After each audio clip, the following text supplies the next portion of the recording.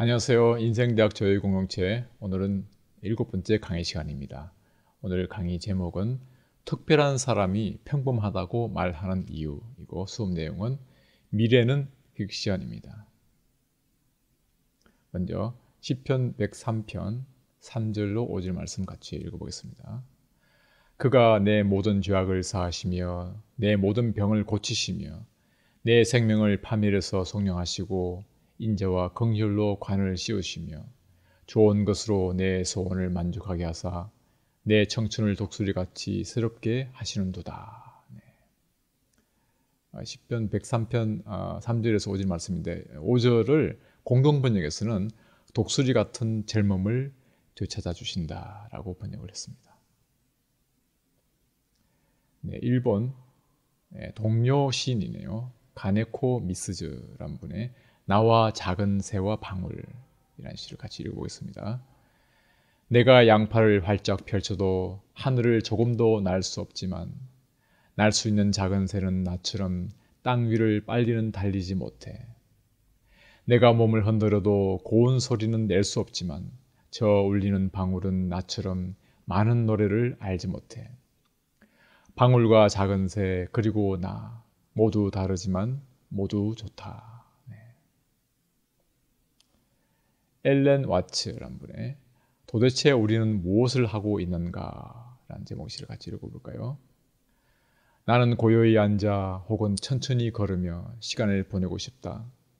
내 존재의 기본 감각을 느끼고 싶고 살아있는 것과 죽은 것에 놀라워하고 싶고 나의 호흡을 바라보고 싶고 공기 중에 온갖 소리를 듣고 싶고 구름과 별들로 내 눈을 어루만지고 싶다. 일체의 걱정을 내려놓고 크게 웃고 싶고 삶과 죽음이 동전의 양면임을 완전히 깨닫고 싶다. 나는 이성의 동반자가 한 명 있었으면 한다. 나와 하나가 되었다가 때로는 나와 씨름하고 나를 잘 따르다가 다음번엔 내 말에 반대하고 나를 존중하면서도 많은 일을 나보다 더 잘할 수 있다는 것을 문득문득 보여주는 그런 동반자가 나는 관심 있는 독자와 청중을 위해 글을 쓰고 이야기하고 싶고 그들을 감동시키고 싶고 그들의 질문에 함께 생각하고 싶다. 또한 내가 모르는 것들에 대해 지루하지 않게 얘기해주는 사람에게 귀 기울이고 싶다. 빛과 바람의 변화무쌍한 면을 그대로 반영하고 갈매기와 펠리컨과 제비갈매기와 논병아리와 야생 오리들이 찾아오는 물을 그저 바라보고 싶다.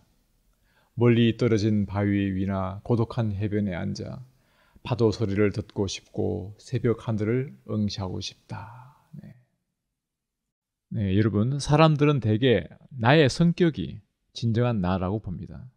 그리고 성격은 타고나며 대부분 바꿀 수 없다고 보죠. 결국 한 인간으로서 내가 할 일은 성격을 제대로 발견하는 것이며 이를 위해 올바른 성격 검사를 찾아야 한다고 말합니다. 나를 이루는 핵심 성격을 발견하고 나면 그 성격을 중심으로 삶을 구축합니다. 그렇게 구축한 삶이 나 스스로 선택했을 삶이 아닐 수도 있지만 나는 그렇게 살아가도록 태어났다고 생각하죠. 그와 다른 삶을 살아가려 한다면 비참하고 고통스러울 뿐 아니라 망상에 빠질지도 모른다고 얘기합니다. 이런 관점을 관통하는 기본 가정은 우리가 태어날 때부터 그와 같은 사람으로 정해졌으며 이를 바꿀 수 없다는 거죠. 사람들은 대부분 변화를 원하지만 바꿀 수 없다고 믿습니다. 유명 심리학 분파들은 성격이 선천적이고 정해져 있어서 변하지 않는다고 주장하죠. 이는 심리학자들이 과거에 지나친 강조와 가치를 두기 때문입니다. 그래서 사람들은 자신을 발견하거나 찾으려고 하지 성격을 상상하고 창조할 수 있다는 개념은 그들에겐 말도 안 된다고 이렇게 여깁니다. 그렇다면 성격은 정말 바꿀 수 없는 걸까요? 그렇지 않습니다. 이를 증명해 줄 데이터, 특히 새로 밝혀진 자료들이 많이 있습니다. 이 데이터들에 따르면 성격은 더 이상 중요하지 않습니다. 더욱이 성격은 나라는 사람의 가장 근본적인 측면이 아닙니다. 표면적이고 일시적이며 훨씬 심층적인 뭔가의 부산물이라는 거죠. 최고의 변화는 어떻게 만들어지는가의 저자 벤저민 하디가 주장하는 내용입니다. 이 책의 원 제목이 Personality is not permanent 인데 여기서 permanent란 말은 영구적이고 불변한다는 뜻이죠. 그래서 성격은 영구적이지 않다라는 말로 번역할 수 있겠습니다. 인간성의 가장 핵심적인 측면은 선택을 하고 그 선택을 고수하는 능력. 즉 빅터 프랭클이 인간의 마지막 자유라고 했던 자신의 길을 선택하는 능력입니다. 자신의 길을 선택한다는 것은 두 가지 의미를 지니는데요. 하나는 어떤 일이 일어나기를 원하는지 결정하는 것이고, 다른 하나는 그렇게 발생한 일에 어떻게 대응할지 선택하는 것입니다. 즉, 선택은 우리가 삶을 스스로 결정하고 책임지도록 해주죠. 그렇기에 자신의 길을 선택하는 것이야말로 인간을 인간답게 만들어주며 의사결정을 하는 능력이 클수록 자신의 삶을 통제할 수 있습니다. 그러니까 나는 내가 선택한 사람이 되는 거죠. 하지만 주변을 보면 스스로 선택해서 현재와 미래의 내가 정해지는 일은 드뭅니다. 그 이유를 저자는 우리에게 그런 선택권이 없다고 믿도록 세뇌된 탓이라고 말합니다. 성격은 타고난 것이 아니라 훈련되는 것입니다. 저자는 성격은 변화할 수 있으며 정말로 변화한다고 말합니다. 성격은 선택하고 설계할 수 있으며 그래야만 합니다. 자신의 길을 선택하는 것은 우리 인생의 주된 목적이죠. 특별한 사람이 평범하다고 말한 이유가 뭘까요? 흔히들 많은 것을 이루거나 영향력 있는 사람들은 원래부터 남다르거나 특별한 점이 있다고 여깁니다. 그러나 그들에게 물어보면 자신은 아주 평범하며 자신이 이룬 삶은 선택의 문제라고 말할 것입니다. 따라서 새로운 사람이 되려면 추구할 가치가 있는 새로운 목표가 있어야 합니다. 목표는 새로운 자질과 기술을 개발하고 변혁적 경험을 선택하게 하는 이유입니다. 고등학교 시절 저자 벤저민 하디는 심한 정신적 충격으로 혼란에 빠진 청소년이었습니다. 11살 때 부모님이 이혼했고 아버지는 이혼의 고통으로 마약 중독자가 됐습니다. 남동생과 벤저민은 너무 불안정하고 불건전해진 아버지 집에서 더는 있을 수가 없었습니다. 고등학교 2학년이 된 해에 벤저민은 동생들과 같이 어머니와 함께 살게 됐습니다. 어머니는 그들을 사랑했지만 이모와 함께 회사를 운영하고 다른 가족들을 부양하기에 바빴습니다. 벤저민은 3형제 중 맞이었는데 그들 셋의 생활은 불안정했습니다. 자연스럽게 그처럼 혼란을 겪고 있는 아이들이 주위에 모여들기 시작했고 그들은 종종 다른 아이들을 괴롭히었고 소소한 발성도 자주 일으켰습니다. 그들은 온종일 온라인 게임을 하고 스케이트보드와 스노보드를 탔으며 생산적인 일이라고는 아무것도 하지 않았습니다. 급기야 벤자민은 수업을 너무 많이 빠진 탓에 학교 운동장에 나무를 심고 사회봉사를 해서 출석 일수를 채우고서야 간신히 고등학교를 졸업할 수 있었습니다. 고등학교를 졸업한 이듬해에는 사촌의 집에 얹혀 살며 무의도식했습니다. 직업도 없었고 전문대학도 2주 만에 중퇴했습니다. 대학 생활은 그가 감당하기엔 너무 벅찼던 거죠. 벤저민은 성실하지 못했고 미래에 대한 비전도 없었으며 수업을 이해하지도 못했습니다. 오로지 게임만이 유일한 탈출구였죠. 그러다 21살 무렵 고향을 떠나 선교 여행을 떠나기로 했습니다. 벤저민은 삶을 그냥 흘러보내는데 진저리가 났고 새로운 출발을 하고 싶었습니다. 그리고 2년간의 선교 활동은 모든 것을 바꿔놓았습니다. 벤저민은 향상된 역량과 미래에 대한 강력한 비전을 지닌 완전히 다른 사람이 되어 돌아왔습니다. 선교 활동을 하면서 태어나 처음으로 자신이 원하는 사람이 될 수 있겠다고 느꼈습니다. 더 이상 과거나 환경의 제약을 받지 않았습니다. 그의 목적은 단 한 가지였고 이 목적을 위해 새로운 정체성을 형성할 수 있었습니다. 선교 활동을 시작한 첫날 그는 사람들의 본보기가 되고 훌륭한 리더십을 지닌 선교사가 되겠다고 약속했습니다. 자신을 새롭게 창조할 완벽한 기회였습니다. 그리고 정확히 그렇게 해냈습니다. 그는 3년 만에 대학을 졸업했고 결혼도 하였으며 2014년 가을에 조직심리학 박사 과정에 합격하게 됐습니다. 2015년 초부터 블로그를 개설해 심리학과 개인의 변화에 대한 자신의 통찰력을 공유하기 시작했습니다. 그의 블로그는 곧바로 인기를 끌었고 몇 개월 안 되어 수백만 명이 방문하기 이르렀습니다. 그때부터 2018년까지 3년 동안 그는 당시 가장 큰 온라인 플랫폼 중 하나인 미디엄에서 최고의 칼럼니스트였습니다. 2019년 초 그는 박사 과정을 마쳤고 온라인에서 그의 글은 매달 수백만 명이 읽고 있었습니다.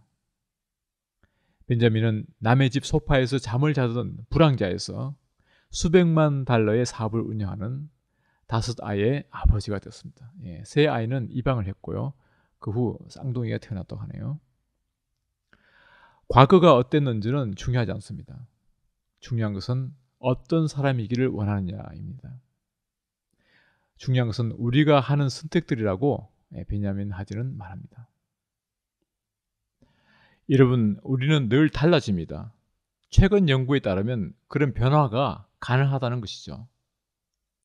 2015년 네이슨 허드슨과 크리스 프레일리의 연구는 목표 설정과 개인의 지속적인 노력을 통해 성격을 의도적으로 바꿀 수 있음을 증명했습니다.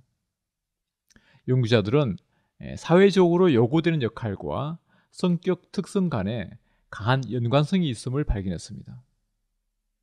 만일 특정 역할이 성실성과 외향성을 요구한다면 그 역할을 맡은 사람은 아주 높은 수준의 성실성과 외향성을 보일 것입니다. 하지만 똑같은 사람이 성실성과 외향성을 덜 요구하는 다른 역할을 맡으면 이런 특성들이 덜 보일 것입니다. 대개 한 사람의 성격은 인생 단계를 거치면서 주어졌다 벗어나는 사회적 역할들로 설명됩니다. 그래서 성격을 예측하는 변수로 사회적 역할은 중요하게 여겨지죠.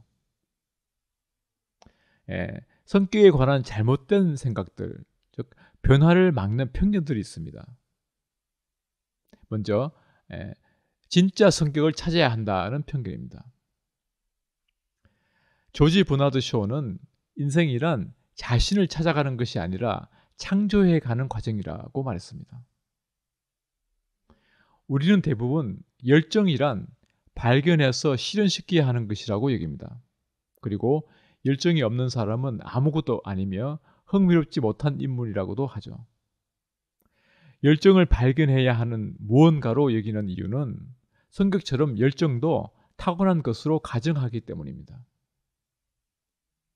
칼 뉴포트의 저서 열정의 배신에는 열정을 찾으려고 노력하기보다는 희귀하고 가치 있는 기술을 개발해야 한다고 주장합니다. 기술을 개발하고 성공이 눈에 보이기 시작하면 열정은 그 부산물 또는 간접적인 효과로 나타난다는 거죠. 뉴포터가 책에 썼듯이 열정은 가치 있는 일을 탁월하게 해내기 위해 열심히 노력하기 이전이 아니라 이후에 오는 것입니다. 열정에 대한 뉴포트의 견해는 동기에 관한 연구 결과와 정확히 일치합니다. 열정과 마찬가지로 동기도 발견하는 것이 아니라 유도적이고 진취적인 행동을 통해 만들어내는 것입니다. 열정과 동기 둘 다 원인이 아니라 결과입니다. 하버드 대학교의 심리학자 제롬 브루너의 말처럼 행동할 기분을 느끼기보다 행동이 기분으로 이어질 가능성이 크죠. 자신감도 마찬가지입니다. 자신감부터 가질 수는 없습니다. 목표를 세우고 일관된 행동을 할 때 그 부산물로 자신감이 생기는 거죠. 성격도 마찬가지입니다. 성격도 발견하는 것이 아니라 행위와 행동을 통해 만드는 것입니다. 성격은 열정, 영감, 동기, 자신감과 마찬가지로 살면서 내린 결정들의 산물입니다. 간디나 테레사 수녀 또는 세상에 커다란 영향을 미친 인물들이 자신의 성격에 근거해 결정을 내렸다고 생각하나요? 아니면 그보다 훨씬 중요한 것에 기초해 결정을 내린 뒤 그 결정에 전력을 다했던 것일까요? 목적은 성격보다 상위에 있습니다. 확고한 목적의식이 없다면 성격은 고통 회피와 쾌락 추구라는 동물적이고 낮은 수준의 작동 방식에 기초할 것입니다. 목적에 따라 움직인다면 성격에 갇히지 않고 유연해지며 원하는 존재가 되기 위해 고통이나 쾌락과는 상관없이 결정을 내리게 되죠. 어떤 목적을 추구할지 진지하게 생각한다면 그에 따라 성격도 바뀝니다. 목적은 발견하는 것이 아니라 스스로 선택하는 것입니다. 목적을 찾아다니기를 멈추고 선택한 다음 그 선택이 나를 변화시키도록 해야 합니다. 결정과 목표가 성격의 부산물이 아니라 성격이 결정과 목표의 부산물이 되어야 합니다. 능동적이고 의도적으로 긍정적인 결정을 내리고 새로운 경험을 추구할 때 성격은 의미 있는 방식으로 발달하고 변합니다. 결정과 목표가 현재의 성격 수준으로 떨어지는 것이 아니라 성격이 목표와 결정 수준으로 격상하는 것이죠. 칼 뉴포트에 따르면 자신의 열정을 찾는다는 생각의 바탕에는 지나친 자기 몰두가 있습니다. 사람들이 열정을 느끼는 일을 찾고 싶어하는 이유는 일이 자신을 위한 거라고 배웠기 때문입니다. 그러나 세상에서 가장 성공한 사람들은 일이 다른 사람들을 돕고 가치를 창출하는 것임을 알고 있습니다. 뉴포트는 이렇게 말합니다. 자기 일을 사랑하고 싶다면 세상이 내게 무엇을 제공해 줄 수 있는가를 생각하는 열정 마인드셋을 버리고 나는 세상에 무엇을 제공할 수 있는가를 생각하는 장인 마인드셋을 가지라고요. 대개 자신의 능력과 경험을 넘어서는 기회와 책임을 맡을 때 크게 성장하죠. 만일 어느 날 갑자기 영감을 얻고 열정을 느끼는 무언가를 발견하기를 기다린다면 성장과 성공을 위해 아주 좋은 기회가 와도 대부분 놓칠 것입니다. 네, 그리고 또 하나의 편견은 자기 본성대로 살아야 한다는 것입니다. 네, 이건 역시 변화를 막는 편견인데요. 성격이 참다운 자신이므로 거기에 순응해야 한다는 것입니다. 이런 생각을 하는 사람은 유연하지 못하고 편협한 시선으로 자신을 바라보죠. 오늘날 미국의 10대들은 점점 더 융통성이 없어지고 있다고 합니다. 많은 학생이 불안감 때문에 사람들 앞에서 발표하기가 불편하다며 수업 시간에 발표를 하지 않게 해달라고 요구합니다. 천성에 위배되는 일을 하도록 강요를 받아서는 안 된다는 것이죠. 네, 수업 중 발표에 항의하는 10대들이라는 제목의 애틀랜틱이란 잡지의 기사에 따르면 한 15세 소년이 그부들 앞에서 발표하라고 강요하지 말고 선택권을 주어라 라는 트윗을 올리자 13만 개 이상의 리트윗이 달리고 거의 50만 명이 좋아요를 눌렀다고 합니다. 다른 10대 학생도 선생님들 제발 그부들 앞에서 발표하라고 하거나 좋은 성적을 받으려면 손을 들라고 강요하지 마세요. 정말 불안합니다. 라고 트윗을 올렸다는군요. 네.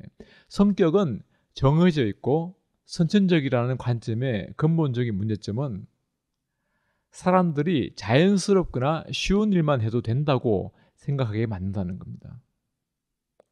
오늘날 많은 이들이 뭔가 힘들거나 어렵거나 어색하면 굳이 이 일을 할 필요가 없어 라고 말하고 쉽게 그만둔다는 거죠. 현대사회는 진정성, 즉 참되고 올바른 성질이라는 뜻인데 이 진정성이 매우 높이 평가되고 있습니다. 사람들은 따라야 할 진정한 자신, 즉 그들의 진짜 모습이 있다고 믿는 거죠. 그것이 타고난 진짜 자기라고 생각합니다. 이런 사고방식 때문에 보통 이렇게 얘기합니다. 나는 자신에게 진실해야 해. 내 기분을 부정할 필요가 없어. 자신에게 거짓말을 하면 안 되지. 내 마음이 편안해지는 일을 해야 해. 네. 오늘날의 대중문화는 진정성을 지금 이 순간의 느낌으로 정의하도록 이끕니다. 진정한 자신에 대한 욕구는 사람들이 계속 건강하지 못한 패턴에 갇혀 불안에 빠지게 합니다. 그러나 진정한 자신은 현재의 자신이 아니며 과거의 자신도 결코 아닙니다. 진정한 자신은 스스로 가장 믿고 간절히 되고 싶은 모습이라고 벤저민 하디는 말합니다. 그러므로 성격은 스스로 결정하고 창조할 수 있습니다. 성격은 역동적이고 유연하기 때문입니다. 성격의 작동 방식과 이를 움직이는 레버를 이해할 때 자신의 삶을 지휘할 수 있고 인생에서 성장을 이룰 수 있습니다. 최고의 변화를 만드는 레버는 트라우마를 조절하는 것입니다. 여러분, 우리는 모두 트라우마에 갇혀 있습니다. 예를 들어서 80대 여성 로잘리는 평생 동화책을 쓰고 싶다는 꿈을 이루지 못했습니다. 50년 전 아이를 낳아 기르던 로잘리는 어느 날 미술 수업을 듣기로 했습니다. 아주 오래전부터 동화책을 쓰고 사파를 그려 출판하는 것이 꿈이었기 때문입니다. 하루는 미술 수업 중 강사가 학생들에게 소묘 연습을 시킨 후 학생들의 그림을 하나하나 봐주었습니다. 그러다 로잘리의 그림 앞에 서더니 그녀의 목탄을 잡고 수정해 주었습니다. 로잘리가 작업한 그림 위에 강사가 스케치를 하는 60여 초 동안 로잘리는 몹시 당황스러웠습니다. 다른 학생들은 아무도 이런 식의 수정을 받지 않았기 때문입니다. 모두의 시선이 그녀에게 쏠렸고 이 모든 일이 그녀가 감당하기에는 너무 고통스러웠습니다. 감정이 소용돌이치는 그 순간 그녀의 머릿속에 나는 그림을 잘 못 그리나 봐 라는 생각이 떠올랐습니다. 그리고 이후 다시는 그림을 그리지 않았습니다. 로잘리는 동화책을 쓰고 사파를 그리고 싶다는 생각이 간혹 떠올랐을 것입니다. 하지만 끔찍했던 미술 수업이 떠오르고 그때의 고통이 되살아나 상상력은 곧바로 사라졌을 것입니다. 가장 슬픈 건 그녀가 여전히 동화책 사파를 그릴 수 있기를 바라지만 그릴 수 없다고 정말로 믿는다는 점입니다. 대개 트라우마를 생각할 때 PTSD, 즉 외상 후 스트레스 증후군처럼 극단적 증상만을 상상합니다. 하지만 트라우마는 다양한 형태로 우리의 삶 일부를 차지합니다. 트라우마는 사람이 살아가는 행동과 태도를 형성하는 부정적인 경험이나 사건들을 모두 포함합니다.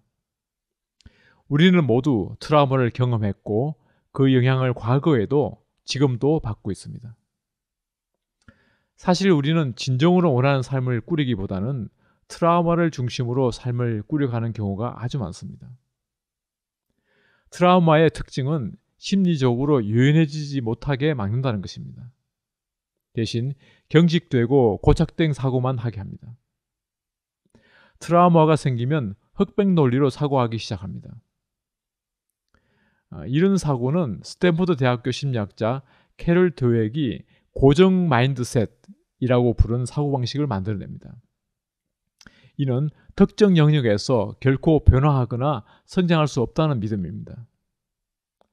자신의 기술, 성격, 특성은 타고난 것이며 앞으로도 변하지 않는 고정적인 특성이라는 믿음입니다.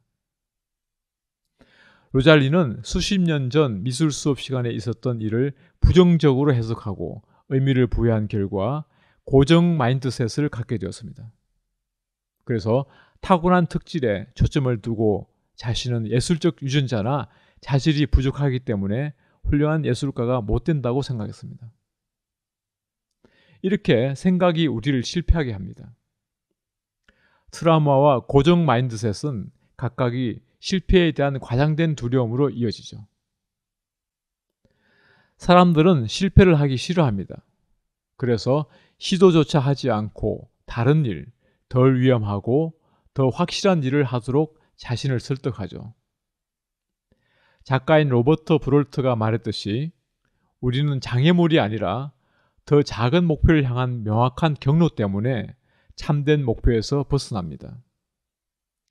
우리와 꿈 사이에 놓인 장애물이 우리를 막는 게 아닙니다. 오히려 우리를 저지하는 것은 결코 목표를 달성할 수 없을 거라는 생각입니다. 목표를 이룰 능력이 나에게 없다는 생각이죠. 그래서 진정으로 원하는 것에 전념하는 대신 더 작은 목표에 시간과 관심을 쏟습니다. 우리는 더 작은 미래의 자신에 안주합니다. 더 흥미롭고 강인한 미래의 자신을 상징하고 이를 추구하는 상상력, 믿음, 자신감은 없습니다.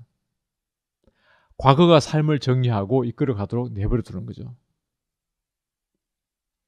그러면 어떻게 트라우마를 조절할 수 있을까요?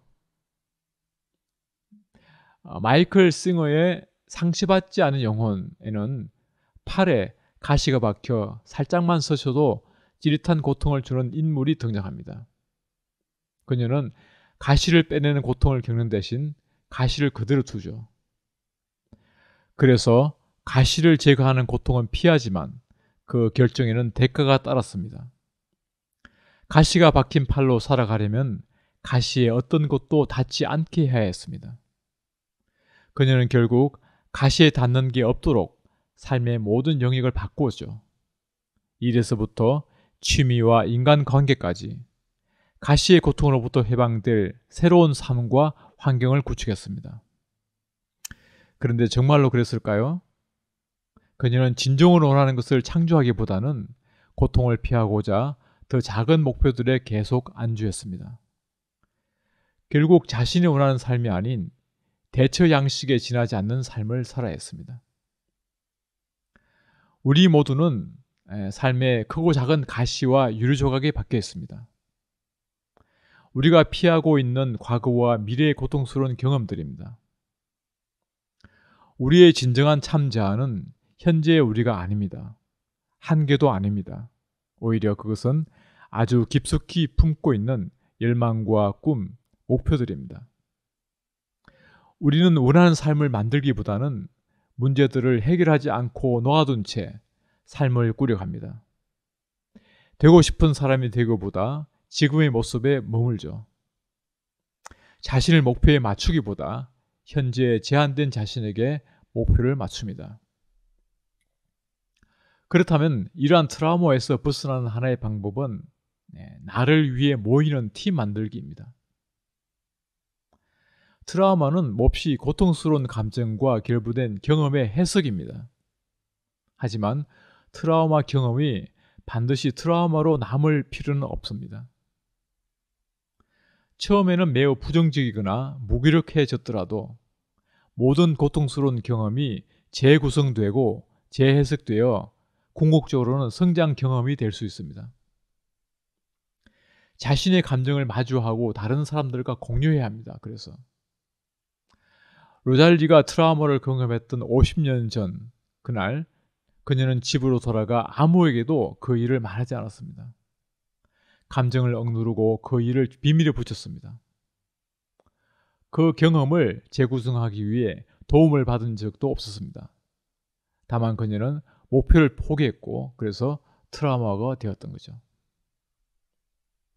유명한 트라우마 연구자 피터 레비는 트라우마는 우리에게 일어난 일이 아니라 공감해주는 정인의 부재로 우리가 속에 품는 것이다 라고 말했습니다. 의미 만들기 분야의 전문가 크리스털 파커는 인간은 경험에서 의미를 만들어낸다고 합니다. 부정적 경험을 했을 때 의도적으로 의미를 만들지 않으면 다음과 같은 선입견을 품을 수도 있죠. 나는 좋은 사람이 못 돼. 나는 내향적인 사람이야. 나는 꿈을 이루지 못할 거야. 나는 사람들과 잘 어울리지 못해 등등. 이렇게 만들어진 의미는 우리가 어떤 사람이고 어떤 사람이 되는가를 결정짓습니다. 성격은 대체로 이전의 경험에 부여한 의미에 기반합니다. 의도적으로 의미를 만들지 않으면 고정 마인드셋으로 이어질 수 있습니다. 사실 트라우마는 사건 자체가 아니라 우리가 사건에서 취하거나 만든 의미입니다. 끔찍한 일이 일어났더라도 그것을 트라우마로 만든 것은 우리의 해석입니다. 골형성 부전증이라는 질환을 안고 태어나 키가 겨우 90cm밖에 안 되고 평생 휠체어를 타야 했으나 거인처럼 살았던 숀 스티븐슨. 그는 이렇게 말했습니다. 이것은 내게 단순히 일어난 일이 아니라 나를 위해 일어난 일이었습니다. 네, 그가 죽기 전에 마지막으로 한 말이랍니다. 이것은 나에게 일어난 일이 아니라 나를 위해 일어난 일이다 라는 생각으로 우리는 모두 우리의 과거 기억의 편집자가 되어야 할 것입니다. 그때 우리의 이야기는 끊임없이 발전하고 변화할 수 있습니다. 과거가 바뀌는 것은 아니지만 그 사실들에 대해 스스로 하는 이야기는 바뀔 수 있습니다. 과거 이야기를 재구성하는 데 있어서 핵심은 부정적인 경험으로 정의했던 것을 긍정적인 경험으로 전환하는 것입니다. 과거 사건들에 부여한 의미가 자신의 모습과 미래를 결정하기 때문에 과거를 바라보는 방식을 바꿔야 한다는 말입니다. 자기 정체성과 미래를 업그레이드하려면 자신의 이야기를 바꿔야 합니다. 새로운 미래가 새로운 과거를 만듭니다. 내가 선택한 정체성, 미래의 자신이라는 렌즈를 통해 과거를 걸러냅니다. 마지막으로 저자는 인생을 바꾸는 가장 빠른 방법이란 주제로 환경 바꾸기로 논의를 이어갑니다. 일반적으로 우리는 사회적 환경 속 역할들에 충실하죠. 그래서 새로운 환경에 들어가고 새로운 사람들에게 둘러싸이고 새로운 역할을 맡는 것은 좋든 나쁘든 성격을 바꾸는 가장 빠른 방법입니다. 그런데 흥미로운 사실은 사람은 나이를 먹으면서 새로운 상황, 경험, 환경에 관여하기를 멈추는 경향이 있습니다. 달리 말하면 새로운 상황에 들어가기를 멈추고 성격이 점점 일관성을 띠게 된다는 것이죠. 철학자이자 심리학자인 윌리엄 제임스는 사람의 성격은 기본적으로 30세까지 완전히 형성되고 굳어진다고 믿었습니다. 그 후의 삶은 매우 일상적이고 뻔히 예상되기 때문이죠. 시대가 빠르게 변화하고 있지만 어느 순간 우리는 정착합니다.